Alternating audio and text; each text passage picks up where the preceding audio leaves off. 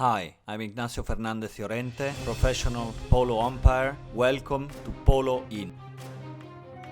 In this video, we're gonna see how to help your teammate who is playing the ball by positioning yourself behind him. One of the ways to help your teammate who has the ball is to put yourself behind him. Like in this example, the blue number 3 turns around, comes behind the player with the ball and keeps the ball. Here one of the blue players, which we're going to see after is number 3, is calling for the ball because he sees two of the opponents are marking his blue teammate. And to end with, he leaves it to number 4, who comes from behind. Here the white player, number 4, starts to go forward with the ball. He sees that the red player slows down his horse to a stop and overtakes him by accelerating. Another white player makes a curtain, so he takes advantage of the situation and goes to the left, and another white player positions himself behind, ending up making a beautiful front pass. Here the blue player leaves the ball to his teammate coming from behind.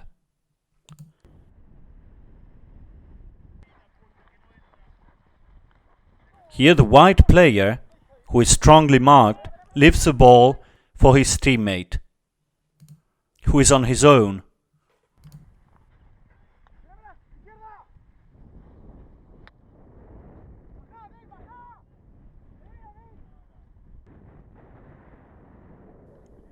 Here the yellow player coming from behind calls the ball to his teammate to make then a beautiful long pass. Let us see this other piece of play. The blue player with the white circle will have to hit a backhand. His teammate coming in the other direction calls for the ball. It's much easier and better for the team to leave him the ball. He'll play the ball in front. It is in fact much easier to hit the ball in the same direction as your horse. Here we have almost the same situation. There's a green player getting on the ball and he would have to hit a backhander, though he sees his teammate going in the right direction and leaves the ball to him. Here the green player turns around very quickly and calls for the ball. His teammate leaves the ball to him. He advances and accelerates with the ball. Again, it is much better to leave the ball to your teammate. Be careful though not to pass him the ball perpendicularly, because there he would commit a crossing foul.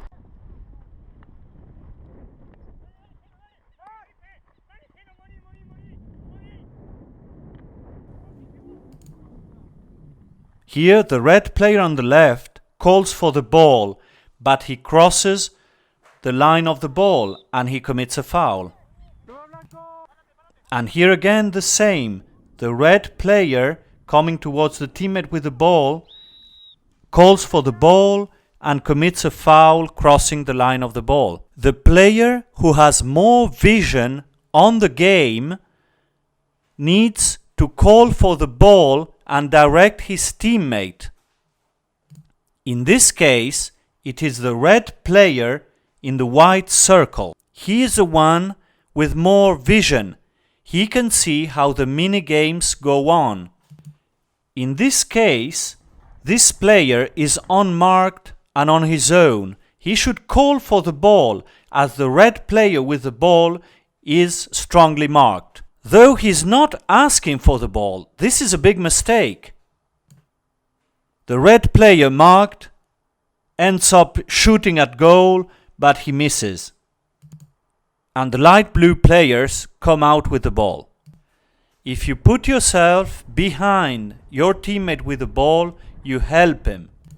Though it's most important to communicate and to call for the ball. Here in this other example, the number 4 red with the green circle around has the perfect position to go on goal. He must call the ball. to his teammate, who ends up making a foul. Here the number 4 white with the green circle asks for the ball to his teammate, who doesn't leave him the ball and hits a wide shot for no one. Once again, I remind you that the player behind you has a better vision. Leave the ball to him. Listen to him. Leave the ball to the number 4 red. Leave it to him. Number 4 red. Call for the ball. Leave it to him. And he doesn't leave it. And look at what happens. His teammate continues with the ball. He is marked and he loses the ball. Look at the number 1 yellow. He has a teammate to whom he can pass the ball with a back collar. He decides to keep the ball and go forward. And he loses the ball. Polo is a team game. Remember that. Here the white player behind calls for the ball while he's strongly marked. Instead of leaving the player in front hit the ball and follow him. He ends up being hooked by his opponent and they both lose the ball. Here again, the white player coming from behind calls for the ball, but he's strongly marked. He is hooked and they lose the ball. Bad call.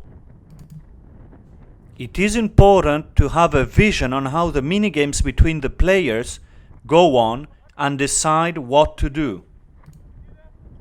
Look in this example how all the players move around. Leave the ball to the white player with the yellow helmet. The white number 4 with the red helmet prefers to keep the ball, and it's a wrong decision. He is marked and he ends up losing the ball. Leave the ball to the light blue number 4. He comes from behind, he has a better vision, and his horse is more steady. Plus he's calling for the ball. The responsibility of the decision is on who calls for the ball, and one should usually listen to the guy calling for the ball, unless other decisions have been made in the team strategy before the game. Thank you very much, and I'll see you in the next video.